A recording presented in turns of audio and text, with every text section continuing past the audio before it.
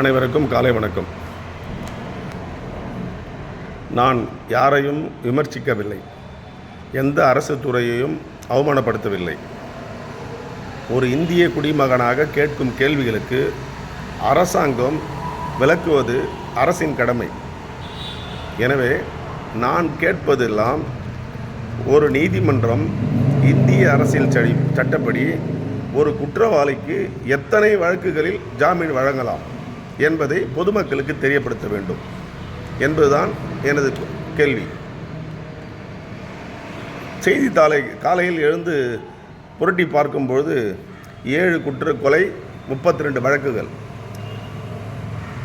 15 கொலை, 62 வழக்குகள், இவர்களால் தேடப்பட்டவர் என்ற செய்தி தான் வந்து கொண்டிருக்கிறது. அந்த 62 வழக்குகள் தமிழக காவல்துறையால் கண்டுபிடிக்கப்பட்டு குற்றவாளி என்று அவனை நீதிமன்றத்திலே நிறுத்தப்பட்டு நீதிமன்றங்கள் அவனை ஜாமீனில் விடுவிக்கிறது. போலீஸ் என்ன வாட்ச்மேன் வேலை செய்கிறார்களா என்பதுதான் எனது கேள்வி. அவர்கள் தன் கடமையை செய்து குற்றங்களை தடுக்காமல் இரவு பகலாக அவர்கள் சென்று அந்த குற்றவாளிகள் இருக்கும் இடத்தில் பல மாநிலங்களை தாண்டி, பல எதிர்ப்புகளை, பல மொழிகளை தாண்டி குற்றவாளிகளை கைது செய்து வந்தால் இந்திய அரசியல் சட்டமா அல்லது தமிழக அரசியல் சட்டமா அல்லது வாதத்திறமையா, வக்கீலின் வாதமா, நீதிபதிகளினுடைய கருத்தா என்பதை என்னால் புரிந்து கொள்ள முடியவில்லை. எனவே எனக்கு தெரிய வேண்டியதெல்லாம் இந்திய அரசியல் சட்டத்தில் ஒருவனுக்கு எத்தனை குற்றங்கள் செய்ய அனுமதி உண்டு, எத்தனை குற்றங்கள் வரை அவன் ஜாமீனில் விடுவிக்கலாம் என்பதை தெளிவுபடுத்த வேண்டும். இது நீதித்துறையின் கடமை.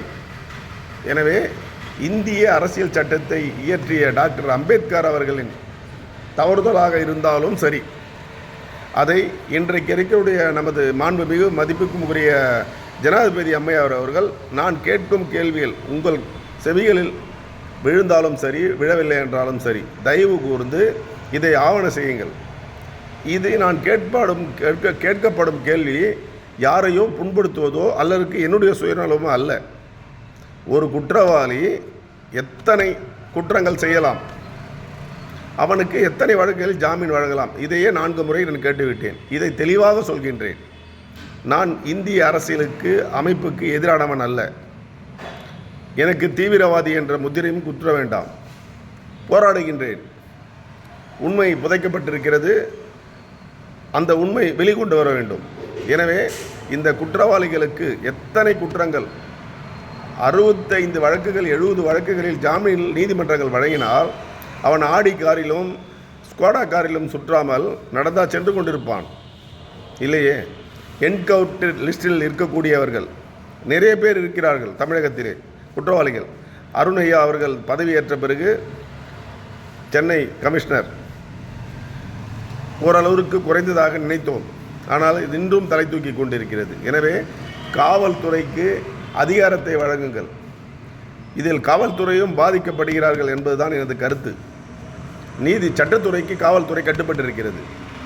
தன் கடமையை செய்து அவர் கைதியை கொண்டு வந்து நீதிமன்றத்திலே வழங்கினால் என் உடன்பிறவா சகோதரர்கள் BA BL LLB இப்படி படித்த என்னுடைய சகோதரர்கள் அவர்களுக்கு பணத்திற்காக வாதாடி குற்றவாளிகளுக்கு ஜாமீன் வழங்குகிறார்கள். சட்டம் தன் கடமையை, சட்டம் ஒரு இருட்டறை என்றார் பேரறிஞர் அண்ணா. அது உண்மைதான் போல் இருக்கிறது. எட்டாத கனி என்றார் சட்டம். அது ஏழைகளுக்கு. ஏழையானாலும் பணக்காரனாலும் குற்றம் குற்றமே. எனவே அந்த குற்றவாளிகளை உடனடியாக 1க்கும் மேற்பட்ட வழக்குகளில் உள்ள குற்றவாளிக்கு தண்டனை வழங்குங்கள். அப்பேற்பட்ட சட்டத்தை ஜனாதிபதி அவர்கள் கொண்டு வரப்பட வேண்டும். ஒரு மாநிலத்தில், பல மாநிலங்கள் இந்தியாவிலே போதைப் பொருள் வேண்டாம் என்று போராடி கொண்டிருக்கிற சமயத்திலே இமாச்சல பிரதேசத்தில் மட்டும் சட்டமன்றத்திலே ஒரு சட்டம் இயற்றி நடைமுறையில் உள்ளது. என்னவென்று, நீங்கள் கஞ்சா செடி பயிரிடலாம் என்று கேட்டால் அதற்கு மருத்துவ குணம் வேண்டி இருக்கிறது என்றால், இப்படி மாறுபட்ட சட்டங்கள் இந்தியாவில் இருக்கக்கூடாது. இந்திய அரசியல் சட்டம் ஒன்றே. ஒரு கொலை என்றால் 302 அவனை தூக்கிலிட வேண்டும், ஆயுள் தண்டனை. இதே அனைத்து மாநிலங்களும் தரப்பட வேண்டும். மதிப்புக்குரிய கேரளா நீதிமன்றம் ஹைகோர்ட்டிலே சமீபத்தில் ஒரு தீர்ப்பு வந்தது. அதாவது பாலியல் குற்றத்தில் நீதிமன்றத்தை செல்லும் பொழுது ஒரு பெண்ணிற்கு நேற்ற நல்ல தீர்ப்பு என்னவென்றால், ஒருவன் ஆடையுடன் தொட்டால் அது பாலியல் குற்றமாகாது என்றது நீதிபதியினுடைய கருத்தா அல்லது இந்திய அரசியல் சட்டமா? எனவே இந்த நீதிமன்றங்கள் சரியான வழியில் செல்ல ஜனாதிபதி அவர்கள் உடனடியாக ஒரு சட்டத்தை, கடுமையான சட்டங்களை ஏற்படுத்த வேண்டும் என்பது எனது பணிவாத வேண்டுகோள். நன்றி, வணக்கம்.